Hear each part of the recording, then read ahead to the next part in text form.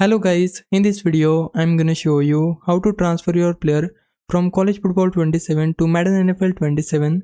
The process is pretty easy, but there are a few things you need to do first. Start by playing through your Road to Glory career until your player becomes eligible to leave for the NFL. You can play normally or simulate seasons. Just make sure your academics, health and fitness stay in a good shape. Once you are ready to enter the NFL, make sure you are signed into your EA account in College Football 27. Then select Leave for the NFL and choose Export Player to Madden. Confirm the export and wait for the game to finish. After that, open Madden NFL 27 and make sure you are signed into the same EA account. Go into Superstar mode, start a new career and select the same position your Road to Glory player had. You should see an option to import your Road to Glory player. Choose your exported player, review the information and bonuses that carry over, then confirm the import. Finish setting up your superstar and that's it.